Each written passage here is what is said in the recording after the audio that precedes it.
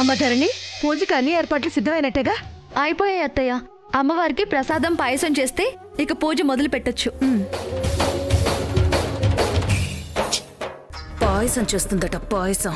ఆ పాయసం ఎలా చేస్తుందో, ఈ పూజ ఎలా జరుగుతుందో నేను చూస్తాను. అంటే ఈ రోజు డిసైడ్ అయ్యావన్నమాట. మరి ఎలాగైనా ఈ పూజ చెడగొట్టాల్సిందే శోభన్ రాజు. నేనన్నది పూజ చెడగొట్టడం గురించి కాదు, దెబ్బలు తినడానికి డిసైడ్ అయ్యావా అంటున్నా. అబ్బా, ఏదో ధైర్యం తెచ్చుకుని మరీ ట్రై చేస్తున్నా. భయపెట్టద్దు శోభన్ రాజు, ఎలాగైనా చెయ్యాల్సిందే, ఎవ్వరూ ఆపలేరు.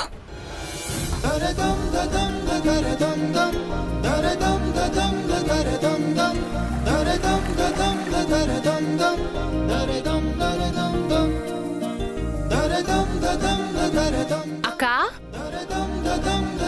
ప్రియా,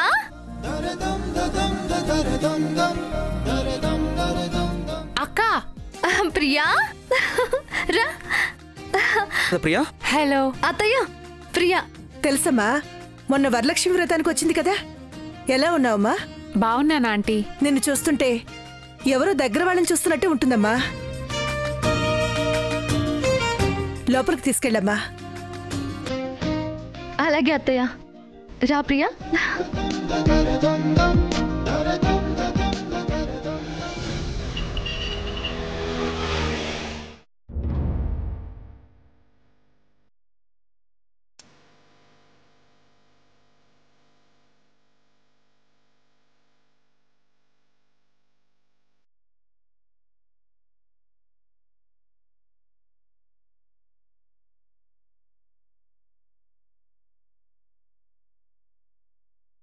నీ పెనిమిటిని నీ నుంచి దూరం చెయ్యాలని చూస్తుంది.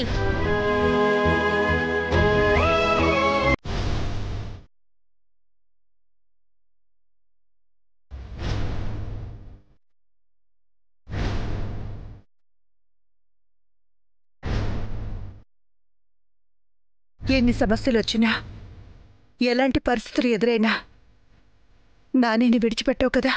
ఎందుకు ఇలాంటి కలొచ్చింది?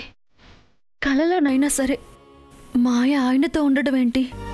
పైగా ఎప్పుడూ లేంది ఆయన్ని వదలొద్దు అని అత్తయ్య గారు అడుగుతున్నారేంటి?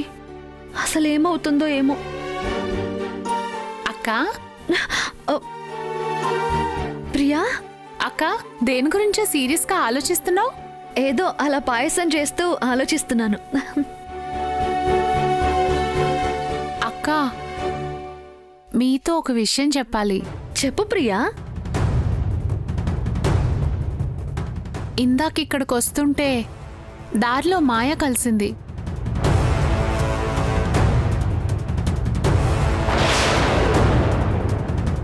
మాయనా? అవునక్క. ఏమంది? వాళ్ళ తమ్ముడి మీద కేసు వెనక్కి తీసుకోమని బెదిరించిందక్క. వాడికి ఒక పెద్ద ఫ్యామిలీ ఉండొచ్చు, ఆ ఫ్యామిలీకి పవర్ ఉండొచ్చు. పోనీలే అమ్మాయే కదా అని వాళ్ళూరుకున్నా రేపు జైలు నుంచి వచ్చాక వాడు కూడా ఊరుకోకపోవచ్చు. ఈసారి కంప్లైంట్ ఇవ్వడానికి నువ్వుండకపోవచ్చు. కాబట్టి ఇవన్నీ ఆలోచించుకొని కేసు విత్డ్రా చేసుకో. ఏ పొగరుతో నా తమ్ముడి మీద కేసు పెట్టించిందో ఆ పొగరు తీసేస్తాను.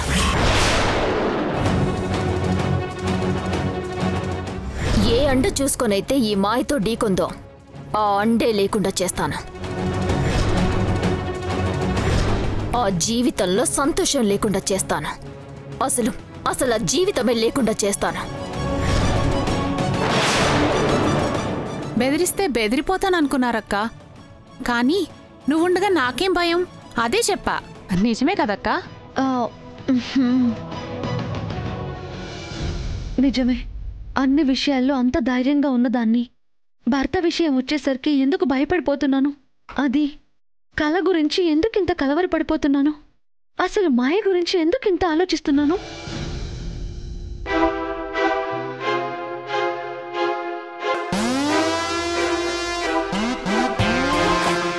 అసలేంటమ్మా నీ ప్లాను? ఆ ప్రియని బెదిరించావు, ఇప్పుడెళ్ళది ధరణితో చెప్తుంది. తెలుసు పిన్ని, చెప్పాలనే కదా బెదిరించింది. అంటే నీ బెదిరింపులకి భయపడిపోయి ధరణి కేసు వెనక్కి తీసుకుంటుంది అనుకుంటున్నావా? పొరపాటును కూడా తీసుకోదు. అది కూడా తెలుసు పిన్ని. మరైతే దాన్ని బెదిరించేం లాభం? ధరణిని డిస్టర్బ్ చేయడం కోసం. తమ్ముడి కోసం టెన్షన్ అవ్వద్దు పిన్ని. ఎప్పుడు ఎలా బయటికి తీసుకురావాలో నాకు బాగా తెలుసు. ప్రస్తుతానికి ధరణి మీదే ఫోకస్ చేయాలి. దాని కాన్సంట్రేషన్ ఎప్పుడు నా మీదే ఉండాలి. నా కోసమే ఆలోచించాలి. మొగుడితో అస్సలు సుఖంగా ఉండకూడదు. నాతో సుఖంగా ఉండాల్సిన వాణ్ణి ఇంకో ఆడదానితో సుఖంగా ఎలా ఉండనిస్తాను పిన్ని? డిస్టర్బ్ డిస్టర్బ్ డిస్టర్బ్ డిస్టర్బ్ చేస్తూనే ఉంటా. వాడు దాన్ని వదిలి నా దగ్గరకు వచ్చేదాకా డిస్టర్బ్ చేస్తూనే ఉంటా. ఆదిత్య నేనెవరో తెలియదనగానే చాలా బాధపడ్డాను పిన్ని, భయపడ్డాను. కానీ శోభరాజు ఫోన్ చేసి వాడికి గతం మర్చిపోయే ఛాన్స్ ఉందని చెప్పాడు కదా, బాధ మొత్తం పోయింది. ఆ మర్చిపోయిన గతంలో నేనున్నానని అర్థమైంది.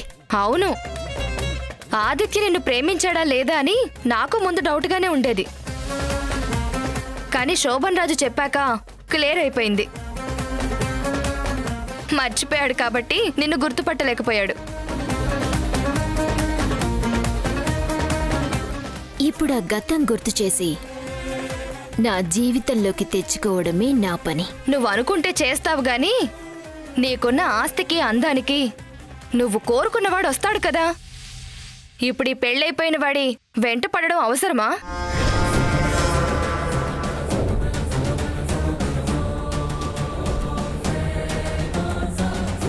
నువ్వు కూడా పెళ్ళైపోయిన వాడిని చేసుకున్నావు కదా పిన్ని. రెండో పెళ్ళం అనిపించుకున్నావు కదా, ఏం తక్కువైపోయింది నీకు? కొడుకుని కనలేదా, లేక అమ్మా అని అనిపించుకోలేదా? అప్పుడు నువ్వు పెళ్లి చేసుకున్నావంటే అది నీ అవసరం. కానీ నాది ప్రేమ. వాడు ఒకటి కాదు 100 పెళ్లిళ్ళు చేసుకున్నా 101వ పెళ్ళంగానైనా నేను వెళ్తాను, కానీ వాణ్ణి మాత్రం వదలను.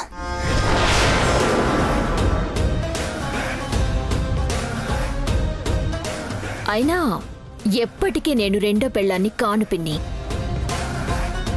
ఎందుకంటే నేను పెళ్లి చేసుకునే సమయానికి ఆ ధరణి ఆదిత్య జీవితంలో ఉండదు. అది జరిగే వరకు ఒక్క క్షణం కూడా వాళ్ళని ప్రశాంతంగా ఉండనివ్వను, ఊపిరి సలపనివ్వను.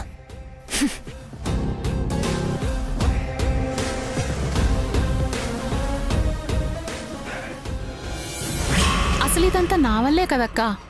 నా కోసమే కేసు పెట్టి మీరు మాయకి శత్రువు అయ్యారు. అలా ఎందుకు అనుకుంటావు? ఎవరో శత్రువు అవుతారని చెప్పి భయపడి నీలాంటి ఆడపిల్లకి అన్యాయం జరుగుతుంటే చూస్తూ ఊరుకుంటామా? అది కాదక్కా, ఇదంతా మీరే చేయించారని మాయ ఎక్కడ మిమ్మల్ని టార్గెట్ చేస్తుందో అని. నన్నేమి చేయలేదని నువ్వే ధైర్యంగా చెప్పొచ్చావు కదా, మళ్ళీ ఇప్పుడు భయపడుతున్నావేంటి? ఏం కాదులే, ఆ మాయ నన్నేం చేస్తుంది, నువ్వు జాగ్రత్తగా ఉండు చాలు.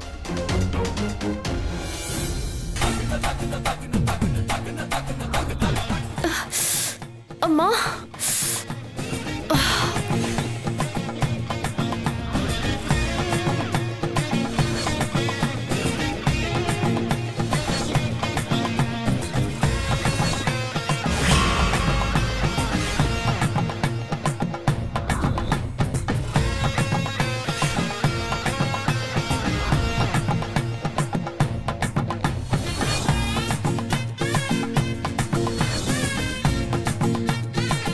బెల్ట్ పెట్టుకోలేక నేను ఇక్కడ ఇంత ఇబ్బంది పడుతుంటే అసలు పట్టించుకోకుండా ఎలా కూర్చున్నాడో చూడు.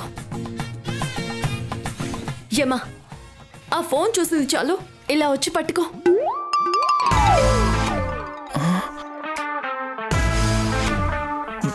బంగారం ఏమన్నావు బంగారం?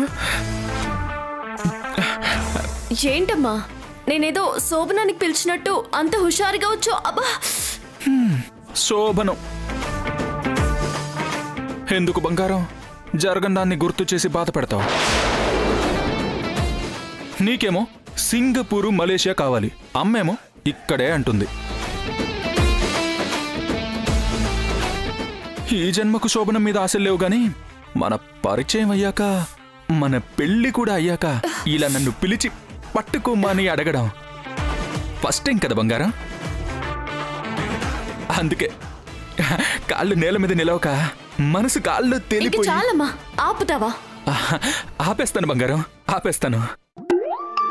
నిన్ను పిలిచి పట్టుకోమన్నా అన్న సంతోషంలో ఏదేదో మాట్లాడేస్తున్నాను. ఈరోజు అమ్మవారి దయ నా మీద ఫుల్లుగా ఉంది. పొద్దున్నే అలా జారిపడి దగ్గరయ్యాం, ఇప్పుడు ఇంకా దగ్గరైపోతున్నా.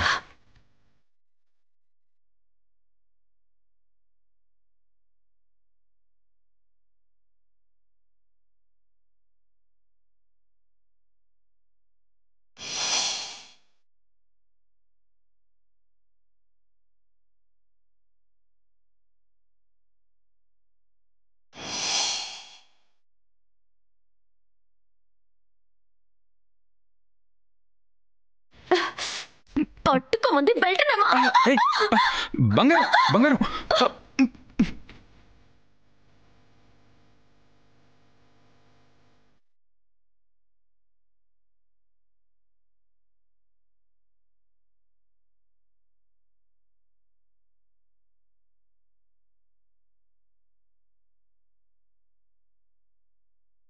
చెప్పాను కదా బంగారం, ఈరోజు నా మీద అమ్మవారి దయ చాలా ఎక్కువగా ఉంది.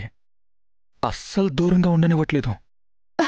అబ్బో, అసలే నడు నొప్పిగా ఉంటే నీ గోల్ ఏంటమ్మా? లే, బెల్ట్ కట్టుకుంటే నడుము నొప్పి పోదు బంగారం. ఇదిగో ఈ బాంని నడుము మీద రాస్తే నొప్పి అలా అలా ఎగిరిపోతుంది. ఏం అక్కర్లేదు. అబ్బో, బామ్ రాస్తానని చెప్పి నువ్వేం వేషాలు వేస్తావో నాకు బాగా తెలుసు. లే, నేనే బెల్ట్ వేసుకుంటా. లేమ్మా. అమ్మా, అయ్యో. ఎందుకు బంగారం బెట్టు చేస్తావు? బెల్ట్ కట్టుకుని తిరగడం కంటే బాంబ్ రాసుకుని రిలీఫ్ తెచ్చుకోవడం బెటర్ కదా. పడుకో పడుకో బంగారం, ప్లీజ్ పడుకో.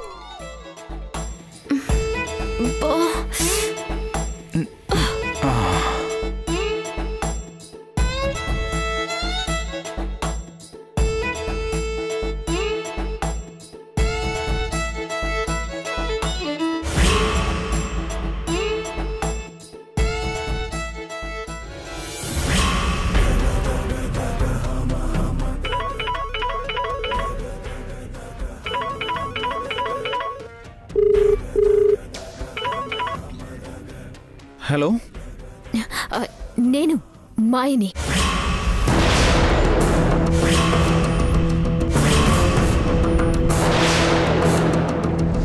నువ్వా? నువ్వెందుకు ఫోన్ చేసావు? అవును, ఫోన్ కాదు, నేరుగా వచ్చి నిన్ను కలవాలనుంది. ఇప్పటికిప్పుడే నీ దగ్గరకు వచ్చి వాలిపోవాలనుంది.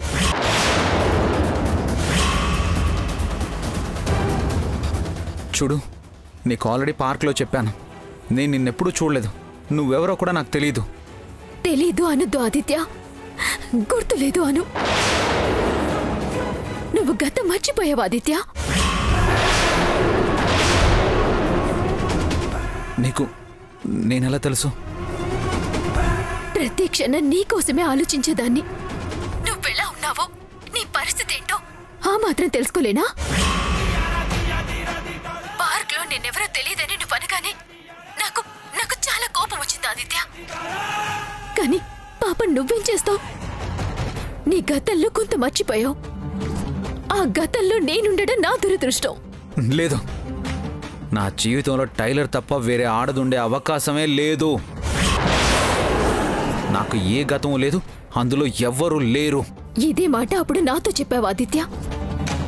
మాయ తప్ప నా జీవితంలో వేరే ఆడది ఉండే అవకాశమే లేదు అన్నావు. కానీ మర్చిపోయావు.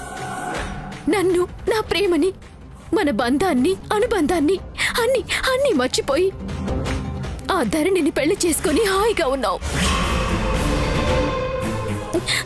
కానీ నా పరిస్థితి ఏంటి ఆదిత్య? ఆ మరుపేద నాకొచ్చినా బాగుండేది. నిన్ను కలవక, నీ గురించి ఆలోచించక, అసలు అసలు నీ విషయాలేవి తెలియక నా లోకంలో నేను బతుకుండేదాన్ని. నువ్వు కనిపించక నీకోసం పిచ్చి దానిలో ఎక్కడెక్కడ వెతికానో తెలుసా? ఎంత తప్పించిపోయానో తెలుసా? నా గదిలోని నిలువెత్తు నీ ఫోటో పెట్టుకొని నువ్వున్నట్టు ఒక లోకాన్ని సృష్టించుకొని నిన్నే తలుస్తూ గడిపేశాను.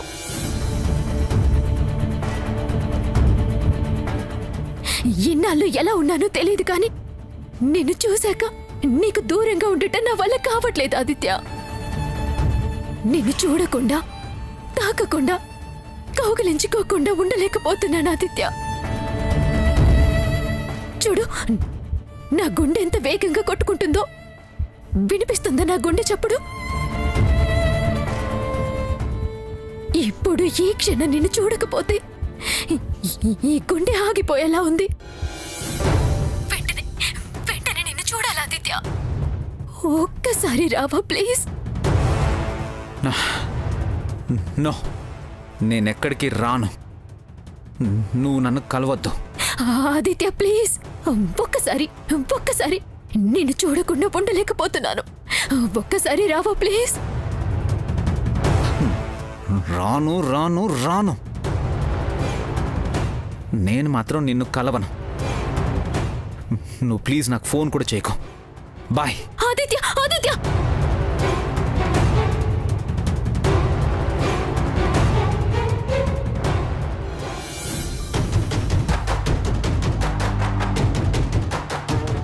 మాయ తప్ప నా జీవితంలో వేరే ఆడది ఉండే అవకాశమే లేదు అన్నావు. నిన్ను చూడకుండా, తాకకుండా, కౌగిలించుకోకుండా ఉండలేకపోతున్నాను ఆదిత్య. ఇప్పుడు ఈ క్షణం నిన్ను చూడకపోతే ఈ గుండె ఆగిపోయేలా ఉంది.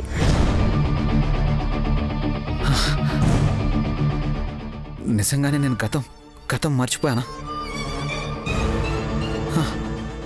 మాయ నాకు ముందే తెలుసా? అక్క, పాయసం అయిపోయింది, దించేనా? వద్దొద్దు, చల్లారని. అక్క, బావగారు వచ్చారు. సారీ బావగారు అనేశాను. తప్పే ఉంది ప్రియా. నేను అక్కనైతే ఆయన బావే కదా, అలాగే పిలు ప్రియా. మామూలుగా నేనెవరికి దగ్గర కానక్క, కానీ మిమ్మల్ని చూసిన మొదటి రోజే సొంత అక్క బావల్లా అనిపించారు. మిమ్మల్ని చూస్తే చాలా ముచ్చటేస్తుంది. ఇద్దరు ఒకేలా ఆలోచిస్తారు, ప్రతి విషయానికి ఒకేలా రియాక్ట్ అవుతారు. ఇద్దరు సూపర్ సింక్ లో ఉంటారక్క. నమ్మట్లేదా? అయితే సింక్ గేమ్ ఒకటి ఉంది, మీ ఇద్దరితో ఆడిస్తాను. సింక్ లో ఉన్నారో లేదో తెలిసిపోతుంది. పూజకి టైం అవుతుంది కదమ్మా, ఇప్పుడు అవన్నీ ఏమొద్దు. జస్ట్ 2 minutes అక్క. హ్యాండ్ లో ఉందా? ఉంది, వెళ్ళి తీసుకురా అక్క. అరే సరే ఉండు, తీసుకొస్తాను.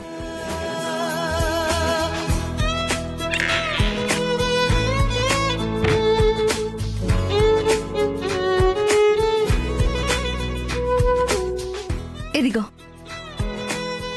ఈ హ్యాండ్ లో తొడుగక్క.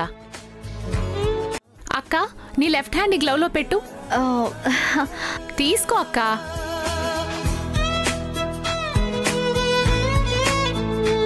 ఈ గ్లౌస్ లో మీ చేయి కూడా పెట్టండి బావగారు.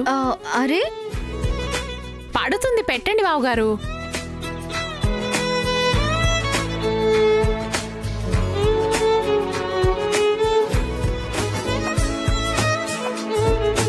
ఇది ర్యాపిడ్ రౌండ్ లాంటిది. ఇద్దరిని కొన్ని షార్ట్ ప్రశ్నలు అడుగుతాను, షార్ట్ గా సమాధానం చెప్పండి. ఇద్దరూ ఒకే సమాధానం ఇస్తే ఒకేలా ఆలోచిస్తున్నట్టు, సింక్ లో ఉన్నట్టే. ఇదేదో ఇంట్రెస్టింగ్ గా ఉంది కదా సారు. ఇద్దరు ఒకరినొకరు చూసుకుని ఒకరికొకరు సమాధానం చెప్పుకోవాలి. రెడీనా? రెడీ.